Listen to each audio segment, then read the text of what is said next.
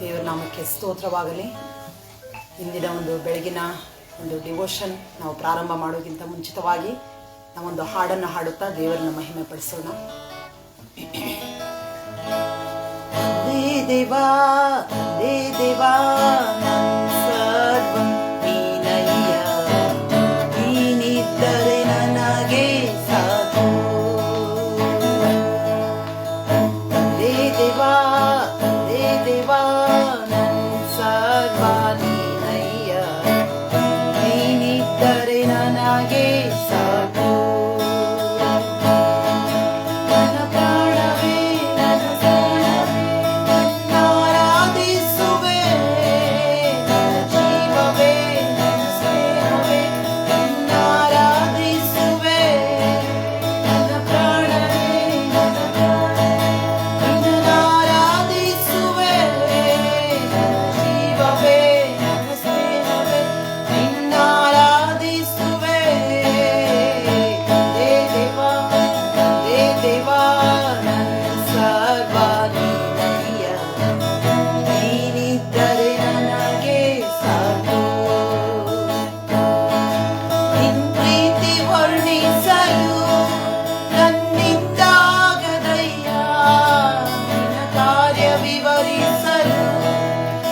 ಬದುಕು ಸಾಲದಯ್ಯ, ನಿನ್ನ ಪ್ರೀತಿ ವರ್ಣಿಸಲು ನನ್ನಿಂದಾಗದಯ್ಯ, ನಿನ್ನ ಕಾರ್ಯ ವಿವರಿಸಲು ಈ ಬದುಕು ಸಾಲದಯ್ಯ. ತಂದೆ ದೇವಾ ನಾನಂದವೇ ನಿಮ್ಮಡಿಲಲ್ಲಿ ನನಗೆ ಸುಖವು. ದೇವಾ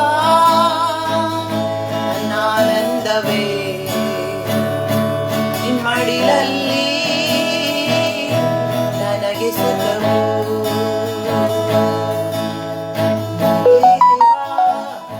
ದೇವಾ ಸರ್ವ ನೀನಯ್ಯ, ನೀನಿದ್ದರೆ ನನಗೆ ಸಾಕು. ನನ್ನ ಪ್ರಾಣ ಪ್ರೀತನೇ, ನಿನ್ನ ಸನ್ನಿಧಿ ಪರಿಮಳವೇ ಸಿಹಿ ಜೇನಿಗಿಂತ ನಿನ್ನ ಪ್ರೀತಿ ಎಷ್ಟು ಮಧುರ. ನನ್ನ ಪ್ರಾಣ ಸ್ನೇಹಿತನೇ, ನಿನ್ನ ಸನ್ನಿಧಿ ಪರಿಮಳವೇ ಸಿಹಿ ಜೇನಿಗಿಂತ ನಿನ್ನ ಪ್ರೀತಿ ಎಷ್ಟು ಮಧುರ. ತಂದೆ ದೇವಾ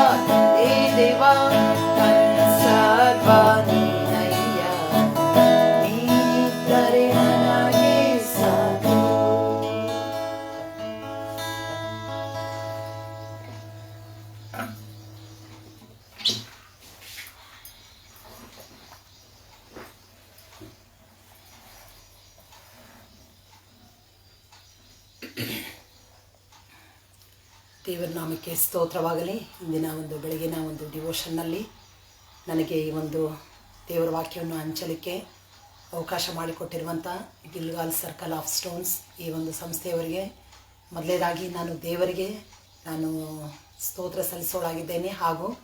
ಮತ್ತು ಈ ಅವಕಾಶವನ್ನು ಕಲ್ಪಿಸಿಕೊಟ್ಟಂಥ ಈ ಒಂದು ಸಂಸ್ಥೆಯವರಿಗೂ ಸಹ ನಾನು ಧನ್ಯವಾದಗಳನ್ನು ಅರ್ಪಿಸುವವಳಾಗಿದ್ದೇನೆ. ಇಂದಿನ ಒಂದು ದಿನಕ್ಕಾಗಿ ಆರಿಸಿಕೊಂಡ ದೇವರ ವಾಕ್ಯದ ಭಾಗವು 1ನೇ ಥೆಸಲೋನಿಕದವರಿಗೆ ಬರೆದ ಪತ್ರಿಕೆ 5ನೇ ಅಧ್ಯಾಯ 17ರಿಂದ 22ನೇ ವಚನಗಳವರೆಗೆ. 1ನೇ ಥೆಸಲೋನಿಕದವರಿಗೆ ಬರೆದ ಪತ್ರಿಕೆ 5ನೇ ಅಧ್ಯಾಯ 17ರಿಂದ 22ನೇ ವಚನಗಳವರೆಗೆ ಓದಿಕೊಳ್ಳೋಣ. ಯಾವಾಗಲೂ ಸಂತೋಷಿಸಿರಿ, ಎಡಬಿಡದೆ ಪ್ರಾರ್ಥನೆ ಮಾಡಿರಿ, ಎಲ್ಲದರಲ್ಲಿಯೂ ಕೃತಜ್ಞತಾಸ್ತುತಿ ಮಾಡಿರಿ. ಇದೇ ನಿಮ್ಮ ವಿಷಯವಾಗಿ ಕ್ರಿಸ್ತ ಯೇಸುವಿನಲ್ಲಿ ತೋರಿ ಬಂದ ದೇವರ ಚಿತ್ತ. ಪವಿತ್ರಾತ್ಮನನ್ನು ನಂದಿಸಬೇಡಿರಿ, ಪ್ರವಾದನೆಗಳನ್ನು ಹೀನೈಸಬೇಡಿರಿ, ಆದರೆ ಎಲ್ಲವನ್ನೂ ಪರಿಶೋಧಿಸಿ ಒಳ್ಳೆಯದನ್ನೇ ಭದ್ರವಾಗಿ ಹಿಡಿದುಕೊಳ್ಳಿರಿ, ಸಕಲ ವಿಧವಾದ ಕೆಟ್ಟತನಕ್ಕೆ ದೂರವಾಗಿರಿ. ದೇವರು ಈ ಅಮೂಲ್ಯವಾದ ವಾಕ್ಯಗಳನ್ನು ಆಶೀರ್ವದಿಸಲಿ. ನಾವು ದೇವರ ವಾಕ್ಯವನ್ನು ಕೇಳೋದಕ್ಕಿಂತ ಮುಂಚಿತವಾಗಿ ಸ್ವಲ್ಪ ಹೊತ್ತು ನಮ್ಮ ತಲೆಗಳನ್ನು ತಗ್ಗಿಸಿ ನಾವು ದೇವರಲ್ಲಿ ಪ್ರಾರ್ಥಿಸಿಕೊಳ್ಳೋಣ. ಪ್ರೀತಿಯೊಳ ನಮ್ಮ ತಂದೆ ದೇವರೇ, ದಿನಕ್ಕಾಗಿ ಸ್ತೋತ್ರ. ಹೌದು ಸ್ವಾಮಿ, ಕಳೆದ ರಾತ್ರಿ ಒಳ್ಳೆ ವಿಶ್ರಾಂತಿಯನ್ನು ಕೊಟ್ಟು ನೂತನ ದಿನದಲ್ಲಿ ನೂತನ ಆಶೀರ್ವಾದ ಒಟ್ಟಿಗೆ ನಮ್ಮನ್ನು ಮುಂದೆ ನಡೆಸ್ತಿರೋದಕ್ಕಾಗಿ ಸ್ತೋತ್ರ. ಈ ಬೆಳಗಿನ ಜಾವದಲ್ಲಿ ನಿನ್ನ ಪ್ರಸನ್ನತೆಯಲ್ಲಿ ನಮ್ಮೆಲ್ಲರೂ ನಿನ್ನ ಆಶೀರ್ವಾದ ಮಾಡ್ತಾ ಇದ್ದದಕ್ಕಾಗಿ ಸ್ತೋತ್ರ. ಸ್ವಲ್ಪ ಹೊತ್ತು ನಿನ್ನ ವಾಕ್ಯ ಧ್ಯಾನ ಮಾಡುವಾಗಲೂ ನಿನ್ನ ಒಂದು ವಿಶೇಷವಾದ ಆಶೀರ್ವಾದ ಕೊಡು. ನಿನ್ನ ದಾಸಿಯ ನಿನ್ನ ಕ್ರೂಜಾಡುವುದರಲ್ಲಿ ಬಚ್ಚಿಟ್ಟು ನೀನೇ ಮಾತನಾಡಿ ನೀನೇ ಮಹಿಮೆ ಹೊಂದಬೇಕೆಂದು ಈ ಒಂದು ಚಿಕ್ಕ ಪ್ರಾರ್ಥನೆಯನ್ನು ಯೇಸು ಕ್ರಿಸ್ತನ ಒಂದೇ ಹೆಸರಿನ ಮೂಲಕ ಬೇಡಿ ಹೊಂದಿದ್ದೇನೆ ನಮ್ಮ ತಂದೆಯೇ, ಆಮೇನ್. ದೇವರ ನಾಮಕ್ಕೆ ಸ್ತೋತ್ರವಾಗಲಿ. ಇಂದಿನ ದಿನಕ್ಕಾಗಿ ಆರಿಸಿಕೊಂಡಿರುವಂತಹ ದೇವರ ವಾಕ್ಯದ ಭಾಗ ಈಗಾಗಲೇ ನಾವು ಓದಿ ತಿಳಿದುಕೊಂಡಿದ್ದೇವೆ. ಇಲ್ಲಿ ನೋಡುವಾಗ 17 ಮತ್ತು 18ನೇ ವಚನದಲ್ಲಿ ಇಲ್ಲಿ 3 ವಿಷಯಗಳನ್ನು ನಾವು ನೋಡ್ತಾ ಇದ್ದೇವೆ. 3 ವಿಷಯಗಳು ಇಲ್ಲಿ ನೋಡುವಾಗ 18ನೇ ಒಂದು ವಚನದ ಕಡೆಯ ಭಾಗದಲ್ಲಿ ನೋಡುವಾಗ, ಇದೇ ನಿಮ್ಮ ವಿಷಯವಾಗಿ ಕ್ರಿಸ್ತ ಯೇಸುವಿನಲ್ಲಿ ತೋರಿ ಬಂದ ದೇವರ ಚಿತ್ತ. ಇಲ್ಲಿ ನೋಡ್ತಾ ಇದ್ದೀವಿ ದೇವರ ಚಿತ್ತ ಎಂಬುದಾಗಿ. ಯಾವುದೇ ಒಂದು ನಮ್ಮ ಜೀವನದಲ್ಲಿ ಕಾರ್ಯ ಜರುಗಬೇಕಾದ್ರೂ ಸಹಿತ ದೇವರ ಚಿತ್ತ ಕೂಡಿ ಬರಬೇಕು. ಅದಕ್ಕಾಗಿಯೇ ಅಪೊಸ್ತಲನಾದ ಪೌಲನು ತನ್ನ ಒಂದು ಪತ್ರಿಕೆಗಳಲ್ಲಿ, ಯಾಕೋಬನು ತನ್ನ ಪತ್ರಿಕೆಗಳಲ್ಲಿ ಬರೆಯುವಾಗ, ನೀವೊಂದು ವೇಳೆ ನಾವು ಅಂಥ ಪಟ್ಟಣಕ್ಕೆ ಹೋಗುತ್ತೇವೆ, ಇಂಥ ಕಾರ್ಯಗಳನ್ನು ಮಾಡುತ್ತೇವೆ ಎಂಬುದಾಗಿ ಹೇಳೋದಕ್ಕಿಂತ ಮುಂಚಿತವಾಗಿ ದೇವರ ಚಿತ್ತವಾದರೆ ಆ ಕೆಲಸವನ್ನು ಮಾಡುತ್ತೇವೆ ಎಂಬುದಾಗಿ ಹೇಳಿರಿ ಎಂಬುದಾಗಿ ನಾವು ಪತ್ರಿಕೆಗಳಲ್ಲಿ ಓದ್ತಾ ಇದ್ದೇವೆ. ಹಾಗಾದ್ರೆ ದೇವರ ಚಿತ್ತ ನಮ್ಮ ಜೀವನದಲ್ಲಿ ನೆರವೇರಬೇಕಾದ್ರೆ ಅನೇಕ ವಿಷಯಗಳನ್ನು ನಾವು ಪಾಲನೆ ಮಾಡಬೇಕಾಗಿದೆ. ಇಲ್ಲಿ ಪೌಲನು ಈ ರೀತಿಯಾಗಿ ಹೇಳ್ತಾ ಇದ್ದಾನೆ, 3 ವಿಷಯಗಳ ಕುರಿತು ಹೇಳ್ತಾ ಇದ್ದಾನೆ. ಮೊದಲನೇದಾಗಿ ಯಾವಾಗಲೂ ಸಂತೋಷಿಸಿರಿ ಎಂಬುದಾಗಿ. ಯಾವಾಗಲೂ ಸಂತೋಷಿಸಿರಿ, ಎಡಬಿಡದೆ ಪ್ರಾರ್ಥನೆ ಮಾಡಿರಿ, ಎಲ್ಲದರಲ್ಲಿಯೂ ಕೃತಜ್ಞತಾ ಸ್ತುತಿ ಮಾಡಿರಿ, ಇದೇ ನಿಮ್ಮ ವಿಷಯವಾಗಿ ಕ್ರಿಸ್ತ ಯೇಸುವಿನಲ್ಲಿ ತೋರಿ ಬಂದ ದೇವರ ಚಿತ್ತ. ಇಲ್ಲಿ 3 ವಿಷಯಗಳನ್ನು ಹೇಳ್ತಾ ಇದ್ದೇನೆ. ಮೊದಲನೇದಾಗಿ ನೋಡುವಾಗ ಯಾವಾಗಲೂ ಸಂತೋಷಿಸಿರಿ ಎಂಬುದಾಗಿ. ಇಲ್ಲಿ ಇದೇ ಒಂದು ಮಾತನ್ನ ಫಿಲಿಪಿಯರು ಬರೆದ ಪತ್ರಿಕೆ 4ನೇ ವಚನದಲ್ಲಿ ನೋಡುವಾಗ ಅಲ್ಲಿಯೂ ಸಹಿತ ಯಾವಾಗಲೂ ಕರ್ತನಲ್ಲಿ ಸಂತೋಷಿಸಿರಿ, ಸಂತೋಷ ಪಡಿರಿ ಎಂಬುದಾಗಿ ತಿರುಗಿ ಹೇಳುತ್ತೇನೆ. ಸಂತೋಷ ಎನ್ನುವಂಥದ್ದು ನಮ್ಮ ಜೀವನದಲ್ಲಿ ಬಹಳಷ್ಟು ಪ್ರಾಮುಖ್ಯವಾಗಿದೆ. ಕೀರ್ತನೆಗಳು 16ನೇ ಅಧ್ಯಾಯ ಕಡೆಯ ಭಾಗದಲ್ಲಿ ನೋಡುವಾಗ, ನಿನ್ನ ಸನ್ನಿಧಿಯಲ್ಲಿ ಪರಿಪೂರ್ಣ ಸಂತೋಷವಿದೆ, ನಿನ್ನ ಬಲಗೈಯಲ್ಲಿ ಶಾಶ್ವತವಾದ ಭಾಗ್ಯವಿದೆ. ಹಾಗಾದ್ರೆ ಆತನ ಸನ್ನಿಧಿಯಲ್ಲಿ ಪರಿಪೂರ್ಣ ಸಂತೋಷ. ಅನೇಕ ಸಾರಿ ನಮಗೆ ಸಂತೋಷ ಸಿಗ್ಬೇಕಂತ ಹೇಳಿ ಅನೇಕ ಒಂದು ಕ್ಲಬ್ಗಳಿಗೆ ಹೋಗುವಂಥದ್ದು, ಜನರು ಅನೇಕ ರೀತಿಯಿಂದ ಒಂದು ಸಿನಿಮಾ ಒಂದು ಮಂದಿರಕ್ಕೆ ಹೋಗುವುದು, ಆಮೇಲೆ ಇನ್ನು ಅನೇಕ ವಿಷಯಗಳಲ್ಲಿ ಹೊರಗಡೆ ಟೂರ್ಗಂತ ಅಂದ್ರೆ ಸಂತೋಷ ಪಡ್ಲಿಕ್ಕಾಗಿ. ಹಾಗಾದ್ರೆ ದಾವೀದನು ತನ್ನ ಅನುಭವ ನೋಡುವಾಗ, ನಿನ್ನ ಒಂದು ಸನ್ನಿಧಿಯಲ್ಲಿ ಪರಿಪೂರ್ಣ ಸಂತೋಷವಿದೆ ಎಂಬುದಾಗಿ. ನಾವು ಆತನ ಸನ್ನಿಧಿಯಲ್ಲಿರುವಾಗ ಪರಿಪೂರ್ಣ ಸಂತೋಷ, ಅರ್ಧ ಸಂತೋಷ ಅಲ್ಲ, ಪರಿಪೂರ್ಣವಾದ ಸಂತೋಷವನ್ನು ದೇವರು ಕೊಡುವಂಥವನಾಗಿದ್ದಾನೆ. ಹಾಗಾದ್ರೆ ನಾವು ಸಂತೋಷ ಪಡಬೇಕು. ಯಾರಲ್ಲಿ? ಕರ್ತನಲ್ಲಿ. ಪೌಲನು ಹೇಳ್ತಾ ಇದ್ದಾನೆ, ಯಾವಾಗಲೂ ಕರ್ತನಲ್ಲಿ ಸಂತೋಷ ಪಡಿರಿ, ಸಂತೋಷ ಪಡಿರಿ ಎಂಬುದಾಗಿ ತಿರುಗಿ ಹೇಳುತ್ತೇನೆ. ಫಿಲಿಪಿಯವರಿಗೆ ಬರೆದ ಪತ್ರಿಕೆಯಲ್ಲಿ ನೋಡುವಾಗ ಸಂತೋಷ ಪಡಿರಿ ಎಂಬುದಾಗಿ ಅದೇ ಒಂದು ವಿಷಯವಾಗಿ ಅನೇಕ ಸಾರಿ ಪೌಲನು ಹೇಳುವಂಥವನಾಗಿದ್ದಾನೆ. ನಾವು ಸಹ ನಮ್ಮ ಜೀವನದಲ್ಲಿ ಸಂತೋಷ ಪಡಬೇಕು. ಅನೇಕ ಸಾರಿ ನಮ್ಮ ಒಂದು ಜೀವನದಲ್ಲಿ ಒಂದು ಪ್ರಶ್ನೆ ಬರ್ತದೆ. ಏನಂದ್ರೆ, ನಮಗೆ ಕಾಯಿಲೆಗಳಿವೆ, ಕಷ್ಟಗಳಿವೆ, ಸಮಸ್ಯೆಗಳಿವೆ, ಸಾಲದ ಬಾಧೆ ಇದೆ, ಆಮೇಲೆ ಮನೆಯಲ್ಲಿ ಅನೇಕ ಒಂದು ವೈಯಕ್ತಿಕ ಸಮಸ್ಯೆಗಳು, ಮನೆಯ ಕೌಟುಂಬಿಕ ಸಮಸ್ಯೆಗಳಿರುವಾಗ ಯಾವ ರೀತಿ ಸಂತೋಷ ಪಡಬೇಕೆಂಬುದಾಗಿ. ಆದರೆ ನಾವು ಕರ್ತನಲ್ಲಿ, ನಿಜವಾಗಲೂ ಕರ್ತನಲ್ಲಿ ನಾವು ನೆಲೆಗೊಂಡಿರುವಾಗ ದೇವರ ಆ ಸಂತೋಷವನ್ನು ನಮ್ಮ ಜೀವನದಲ್ಲಿ ಕೊಡುವಂಥವನಾಗಿದ್ದಾನೆ. ಅದಕ್ಕಾಗಿ ಹೇಳ್ತಾ ಇದ್ದಾನೆ, ಯಾವಾಗಲೂ ಸಂತೋಷಿಸಿರಿ ಎಂಬುದಾಗಿ. ಇದು ದೇವರ ಚಿತ್ತವಾಗಿದೆ. ಸಂತೋಷ ಪಡುವಂಥದ್ದು ದೇವರ ಚಿತ್ತ. ಯಾಕಂದ್ರೆ ಇದು ನಿಮ್ಮ ಕ್ರಿಸ್ತ ಯೇಸುವಿನಲ್ಲಿ ತೋರಿ ಬಂದ ದೇವರ ಚಿತ್ತ. ಅಂದ್ರೆ ಯಾವಾಗಲೂ ಸಂತೋಷ ಪಡಬೇಕು. ನಮ್ಮ ಜೀವನದಲ್ಲಿ ಏನೇ ಕಷ್ಟ, ನಷ್ಟ, ಸಮಸ್ಯೆ ಏನೇ ಇದ್ರೂ ಸಹಿತ ನಾವು ದೇವರಲ್ಲಿ ಸಂತೋಷ ಪಡಬೇಕಾಗಿದೆ. ಎರಡನೇದಾಗಿ ನೋಡುವಾಗ, ಎಡಬಿಡದೆ ಪ್ರಾರ್ಥನೆ ಮಾಡ್ರಿ. ಯಾವಾಗಲೂ ಎಡಬಿಡದ ಅಂದ್ರೇನು? ಯಾವಾಗಲೂ ನಾವು ಪ್ರಾರ್ಥನೆಯಲ್ಲಿ ನಿರತರಾಗಿರ್ಬೇಕು. ಇದಕ್ಕೆ ಉತ್ತಮ ಉದಾಹರಣೆ ಅಂದ್ರೆ ದಾನಿಯೇಲನು ತನ್ನ ಜೀವನದಲ್ಲಿ ಯಾವಾಗಲೂ ಪ್ರಾರ್ಥನೆ ಮಾಡ್ತಾ ಇದ್ದ. ಮೇಲಂತಸ್ತಿನ ಕೋಣೆಗೆ ಹೋಗಿ ಎಲ್ಲಾ ಬಾಗಿಲುಗಳನ್ನು, ಕಿಟಕಿಗಳನ್ನು ಹಾಕಿಕೊಂಡು ಆತ ಏನ್ ಮಾಡ್ತಾ ಇದ್ದ? ಪ್ರಾರ್ಥನೆ ಮಾಡ್ತಾ ಇದ್ದ. ರಾಜಾಜ್ಞೆ ಆದರೂ ಸಹಿತ ಆತ ಏನ್ ಮಾಡಿದ? ಪ್ರಾರ್ಥನೆ ಮಾಡಿದ. ಆ ಒಂದು ಪ್ರಾರ್ಥನೆ ಫಲವಾಗಿ ನೋಡುವಾಗ ಸಿಂಹಗಳ ಒಂದು ಬಾಯಿಗಳಿಂದ ದೇವರು ಆತನನ್ನು ರಕ್ಷಿಸಿದ. ನಮ್ಮ ಜೀವನದಲ್ಲಿ ಸಹಿತ ನಾವು ಯಾವಾಗಲೂ ಪ್ರಾರ್ಥನೆ ಮಾಡುವಂತರಾಗಿರಬೇಕು. ಪ್ರಾರ್ಥನಾ ಜೀವಿತ ಇರಬೇಕು ನಮ್ಮ ಜೀವನದಲ್ಲಿ. ಯೇಸು ಸ್ವಾಮಿ ಸಹಿತ 2000 ವರ್ಷಗಳಿಂದ ಈ ಲೋಕದಲ್ಲಿ ಇರಬೇಕಾದ್ರೆ ಆತನು ಗೆತ್ಸೆಮನೆ ತೋಟಕ್ಕೆ ಹೋಗಿ ಕಡೆಯ ಒಂದು ದಿನಮಾನಗಳಲ್ಲಿ ಆತನು ಪ್ರಾರ್ಥನೆ ಮಾಡಿದ. ಆಮೇಲೆ ಇನ್ನು ನಸ್ಕಿರುವಾಗಲೇ ದೇವರು ವಾಕ್ಯದಲ್ಲಿ ನೋಡ್ತಾ ಇದ್ದೀವಿ, ಇನ್ನು ಬೆಳಗ್ಗೆನೇ ಯೇಸು ಸ್ವಾಮಿ ಎಣ್ಣೆ ಮರಗಳ ಗುಡ್ಡಕ್ಕೆ ಹೋಗ್ತಾ ಇದ್ದ, ಪ್ರಾರ್ಥನೆ ಮಾಡ್ತಾ ಇದ್ದ. ದೇವಕುಮಾರನು ಆತನಿಗೆ ಅಂಥ ಒಂದು ಪ್ರಾರ್ಥನೆ ಅವಶ್ಯಕತೆ ಇರಬೇಕಾದ್ರೆ ನಾವು ಸಹಿತ ನಮ್ಮ ಜೀವನದಲ್ಲಿ ಯಾವಾಗಲೂ ಪ್ರಾರ್ಥನೆ ಮಾಡುವಂತಹವರಾಗಿರಬೇಕು. ಪ್ರಾರ್ಥನೆ ಅದು ನಮಗೆ ಬಲವನ್ನು ಕೊಡುವಂಥದ್ದಾಗಿದೆ, ಜಯವನ್ನು ಕೊಡುವಂಥದ್ದಾಗಿದೆ. ಪ್ರೇಯರ್ ಬ್ರಿಂಗ್ಸ್ ವಿಕ್ಟರಿ ಎಂಬುದಾಗಿ ನಾವು ನೋಡ್ತಾ ಇದ್ದೀವಿ. ಪ್ರೇಯರ್ ಚೇಂಜಸ್ ಥಿಂಗ್ಸ್ ಎಂಬುದಾಗಿ ನೋಡ್ತಾ ಇದ್ದೀವಿ. ಪ್ರಾರ್ಥನೆ ನಮ್ಮ ಜೀವನದಲ್ಲಿ ಬಹಳಷ್ಟು ಅಮೂಲ್ಯವಾದದ್ದಾಗಿದೆ. ಇಂದಿನ ದಿನಮಾನಗಳಲ್ಲಿ ಜನರಲ್ಲಿ ಪ್ರಾರ್ಥನಾ ಜೀವಿತ ಕಡಿಮೆ ಆಗಿದೆ. ಅನೇಕ ವಿಷಯಗಳಲ್ಲಿ ಬ್ಯುಸಿ ಆಗಿದ್ದಾರೆ. ಪ್ರಾರ್ಥನೆ ಮಾಡಲಿಕ್ಕೂ ಸಮಯವಿಲ್ಲ, ಆರಾಧನೆಗೆ ಹೋಗ್ಲಿಕ್ಕೂ ಸಮಯವಿಲ್ಲ. ಅಷ್ಟು ಬ್ಯುಸಿ ಒಂದು ಶೆಡ್ಯೂಲ್ ಅಲ್ಲಿ ಅವರಿದ್ದಾರೆ. ಆದ್ರೆ ಇಂಥ ಒಂದು ಸಮಯದಲ್ಲಿ ನಾವು ಪ್ರಾರ್ಥನೆಗಾಗಿ ಕೆಲವೊಂದು ಸಮಯವನ್ನು ತೆಗೆದಿಟ್ಟುಕೊಳ್ಬೇಕಾಗ್ತದೆ. ದಾನಿಯೇಲನ ಒಂದು ಜೀವಿತದಲ್ಲಿ ನೋಡುವಾಗ ದಿನಕ್ಕೆ 3 ಆವರ್ತಿ ಪ್ರಾರ್ಥನೆ ಮಾಡಿದ. ಅದರ ಫಲವಾಗಿ ಆತನ ಒಂದು ದೊಡ್ಡ ಆಶೀರ್ವಾದವನ್ನ ಪಡೆದುಕೊಂಡ. ಇಲ್ಲಿ ನೋಡ್ತಾ ಇದ್ವಿ ಲೂಕನ ಬರೆದ ಸುವಾರ್ತೆ 18ನೇ ಅಧ್ಯಾಯ 1ನೇ ವಚನದಲ್ಲಿ ನೋಡುವಾಗ, ಲೂಕನ ಬರೆದ ಸುವಾರ್ತೆ 18ನೇ ಅಧ್ಯಾಯ 1ನೇ ವಚನದಲ್ಲಿ, ಬೇಸರಗೊಳ್ಳದೆ ಯಾವಾಗಲೂ ಪ್ರಾರ್ಥನೆ ಮಾಡುತ್ತಿರಬೇಕೆಂಬುದಕ್ಕೆ ಆತನು ಅವರಿಗೆ ಒಂದು ಸಾಮ್ಯವನ್ನು ಹೇಳಿದನು. ಇಲ್ಲಿ ನೋಡ್ತಾ ಇದೀವಿ, ಬೇಸರಗೊಳ್ಳದೆ ಪ್ರಾರ್ಥನೆ ಮಾಡ್ರಿ. ಯಾವುದೇ ರೀತಿಯಿಂದ ಬೇಜಾರು ಮಾಡ್ಕೋಬಾರ್ದು.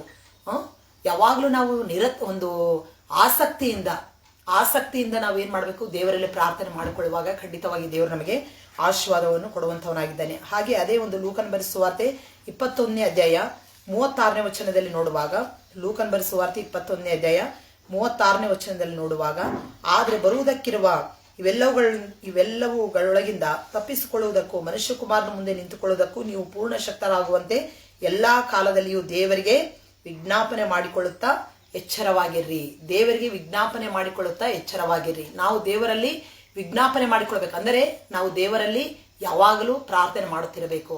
ಆಗ ನಮಗೆ ದೇವರು ನಮಗೆ ಒಳ್ಳೆಯ ಒಂದು ಆಶೀರ್ವಾದವನ್ನು ಕೊಡುವಂತವನಾಗಿದ್ದಾನೆ. ಅದೇ ಆಮೇಲೆ ಮತ್ತಾಯನ ಬರೆದ ಸುವಾರ್ತೆ 26ನೇ ಅಧ್ಯಾಯ 41ನೇ ವಚನದಲ್ಲಿ ನೋಡುವಾಗ, ಮತ್ತಾಯನ ಬರೆದ ಸುವಾರ್ತೆ 26ನೇ ಅಧ್ಯಾಯ 41ನೇ ವಚನದಲ್ಲಿ ನೋಡುವಾಗ, ಯೇಸು ಸ್ವಾಮಿ ಗೆತ್ಸೆಮನೆ ತೋಟದಲ್ಲಿ ನೋಡುವಾಗ, ಶೋಧನೆಗೆ ಒಳಗಾಗದಂತೆ ಎಚ್ಚರವಾಗಿದ್ದು ಪ್ರಾರ್ಥಿಸಿರಿ. ಶೋಧನೆಗೆ ಒಳಗಾಗದಂತೆ ಎಚ್ಚರವಾಗಿದ್ದು ಪ್ರಾರ್ಥಿಸಿರಿ. ಪ್ರಾರ್ಥನೆ ಮಾಡ್ಬೇಕಾದ್ರೆ ನಾವು ಎಚ್ಚರವಾಗಿರ್ಬೇಕು. ಕೆಲವೊಬ್ಬರು ಪ್ರಾರ್ಥನೆ ಮಾಡ್ತಾರೆ, ಅದರಲ್ಲಿ ತಾವು ಏನು ಹೇಳುತ್ತೆ ಎಂಬುದಾಗಿ ಅವರಿಗೆ ಗೊತ್ತಿರುವುದಿಲ್ಲ. ಆದ್ರೆ ಸ್ವಾಮಿ ಏನ್ ಹೇಳ್ತಾ ಇದ್ದಾನೆ, ಎಚ್ಚರವಾಗಿದ್ದು ಪ್ರಾರ್ಥಿಸಿರಿ, ಶೋಧನೆಗೆ ಒಳಗಾಗದಂತೆ ಎಚ್ಚರವಾಗಿದ್ದು ಪ್ರಾರ್ಥಿಸಿರಿ.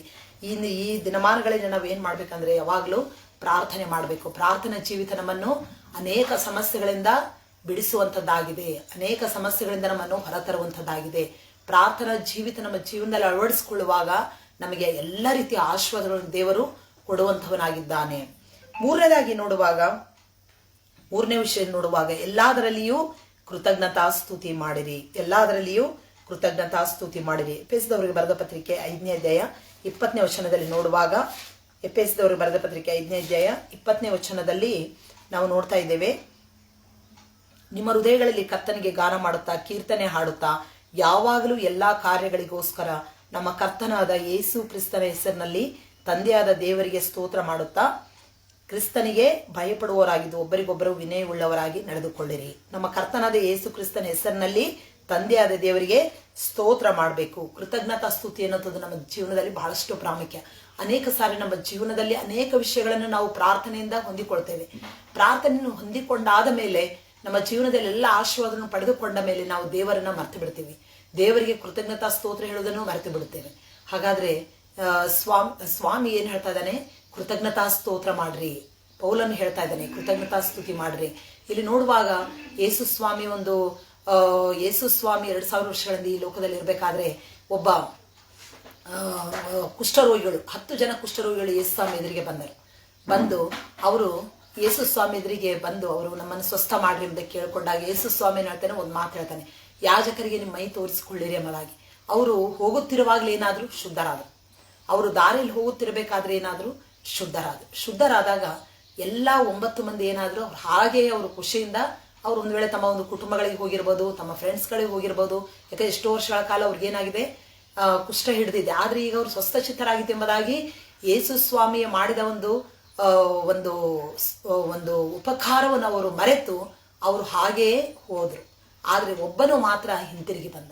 ಯೇಸು ಸ್ವಾಮಿ ಹತ್ರ ಹಿಂತಿರುಗಿ ಬಂದು ಆ ಸ್ವಾಮಿಯ ಒಂದು ಪಾದಗಳಿಗೆ ಅಡ್ಡ ಬಿದ್ದು ಸ್ತುತಿ ಮಾಡುತ್ತಾ ಅದನ್ನು ಎಷ್ಟೋ ಸಂತೋಷ ಪಡ್ತಾ ಇದ್ದಾನೆ. ದೇವರಿಗೆ ಒಂದು ಕೃತಜ್ಞತೆಯನ್ನು ಹೇಳ್ತಾ ಇದ್ದಾನೆ. ಆದರೆ ಯೇಸು ಸ್ವಾಮಿ ಒಂದು ಪ್ರಶ್ನೆ ಮಾಡ್ತಾ ಇದ್ದಾನೆ, 10 ಜನ ಶುದ್ಧರಾದರಲ್ಲವೇ, ಮಿಕ್ಕ 9 ಮಂದಿ ಎಲ್ಲಿ ಎಂಬುದಾಗಿ ಕೇಳುವಾಗ ಒಂದು ವೇಳೆ ಆತನಿಗೆ ಏನು ಉತ್ತರ ಕೊಟ್ಟನು ಗೊತ್ತಿಲ್ಲ. ಆದರೆ ಸ್ವಾಮಿ ಒಂದು ಮಾತು ಹೇಳ್ತಾನೆ, ನಿನ್ನ ಒಂದು ನಂಬಿಕೆ ನಿನ್ನನ್ನು ಸ್ವಸ್ಥ ಮಾಡಿತು.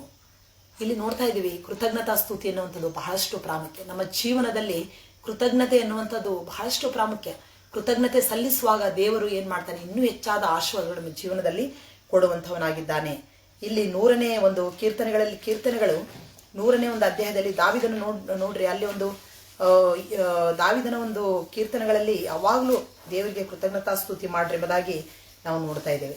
ಇಲ್ಲಿ 3ನೇ ಅಧ್ಯಾಯದಲ್ಲಿ ನೋಡುವಾಗ, ಸಮಸ್ತ ಭೂನಿವಾಸಿಗಳೇ ಯೆಹೋವನಿಗೆ ಜಯಘೋಷ ಮಾಡಿರಿ, ಯೆಹೋವನನ್ನು ಸಂತೋಷದಿಂದ ಸೇವಿಸಿರಿ, ಉತ್ಸಾಹ ಧ್ವನಿ ಮಾಡುತ್ತಾ ಆತನ ಸನ್ನಿಧಿಗೆ ಬನ್ನಿರಿ, ಯೆಹೋವನೇ ದೇವರೆಂದು ತಿಳಿದುಕೊಳ್ಳಿರಿ, ನಮ್ಮನ್ನು ಉಂಟು ಮಾಡಿದವನು ಆತನೇ, ನಾವು ಆತನವರು, ಆತನ ಪ್ರಜೆಯು, ಆತನು ಪಾಲಿಸುವ ಹಿಂಡು ಆಗಿದ್ದೇವೆ.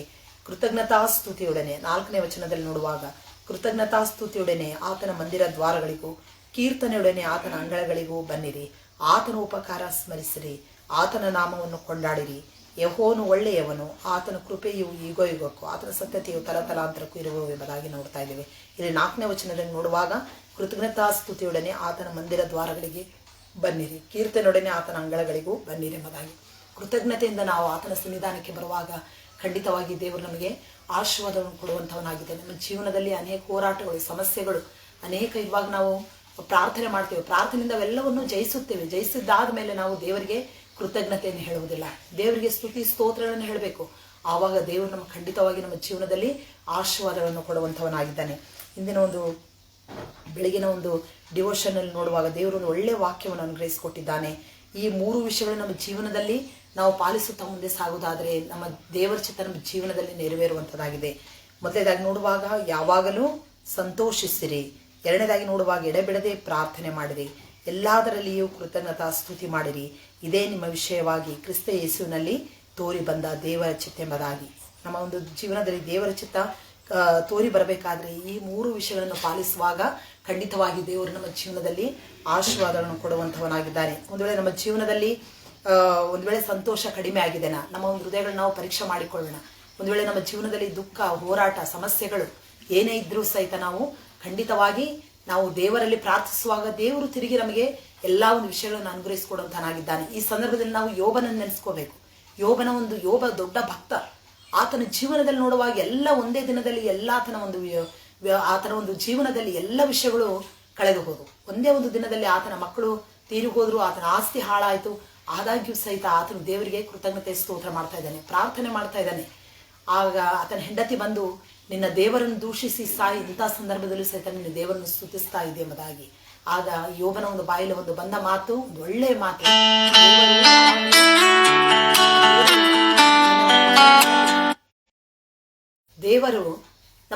ದೇವರಿಂದ ನಾವು ನಮ್ಮ ಜೀವನದಲ್ಲಿ ಯಾವಾಗಲೂ ಒಳ್ಳೆಯ ವಿಷಯವನ್ನು ಹೊಂದ್ಕೋಬೇಕಾ, ಕೆಟ್ಟದ್ದನ್ನು ಹೊಂದಿಕೊಳ್ಳಬಾರದು ಎಂಬುದಾಗಿ ನಾವು ನೋಡ್ತಾ ಇದ್ದೀವಿ. ಹಾಗಾದ್ರೆ ಆತನ ಒಂದು ವಿಷಯವಾಗಿ ನೋಡುವಾಗ ಎಲ್ಲ ವಿಷಯಗಳು ಆತನಲ್ಲಿದ್ವು. ಈ ದಿವಸ ನಾವು ಧ್ಯಾನ ಮಾಡಿದ ಎಲ್ಲ ವಿಷಯಗಳು ಆತನ ಜೀವನದಲ್ಲಿದ್ವು. ಆಮೇಲೆ ಆತನ ಒಂದು ಕೊನೆಯ ಸ್ಥಿತಿಯಲ್ಲಿ ನೋಡುವಾಗ ಆತನು ಅಂತ ಒಂದು ಪರಿಸ್ಥಿತಿಯಲ್ಲೂ ಸಹಿತ ತನ್ನ ಸ್ನೇಹಿತರಿಗಾಗಿ ಪ್ರಾರ್ಥನೆ ಮಾಡ್ತಾ ಇದ್ದಾನೆ. ತನ್ನ ಒಂದು ಸ್ನೇಹಿತರಿಗಾಗಿ ಸಹಿತ ಆತನ ಏನ್ ಮಾಡ್ತಾ ಇದ್ದಾನೆ, ಪ್ರಾರ್ಥನೆ ಮಾಡ್ತಾ ಇದ್ದಾನೆ. ಪ್ರಾರ್ಥನೆ ಮಾಡಿದ ಮೇಲೆ ಆತನ ಒಂದು ವಿಷಯದಲ್ಲಿ ಎಲ್ಲ ಬದಲಾವಣೆಯಾಗಿ ತಿರುಗಿ ದೇವರು ಆತನ ಒಂದು ಅಂತ್ಯಸ್ಥಿತಿಯನ್ನು ನೋಡುವಾಗ 2ರಷ್ಟಾಗಿ ಆಶೀರ್ವಾದ ಮಾಡಿದ. ಆತನಿಗೆ ಎಷ್ಟೋ ಮಕ್ಕಳು ಹುಟ್ಟಿದ್ರು. ಆಮೇಲೆ ಆತನ ಆಸ್ತಿ ಸಹಿತ 2ರಷ್ಟಾಯಿತು. ಆತನ ಮಕ್ಕಳಂತ ಒಂದು ಸುಂದರ ಸ್ತ್ರೀಯರು ಎಲ್ಲಿ ಇರಲಿಲ್ಲ ಎಂಬುದಾಗಿ ದೇವರು ವಾಕ್ಯದಲ್ಲಿ ನೋಡ್ತಾ ಇದ್ದೀವಿ. ಆತನ ಆಸ್ತಿಯು ಸಹಿತ ಬಹಳಷ್ಟಾಯಿತು.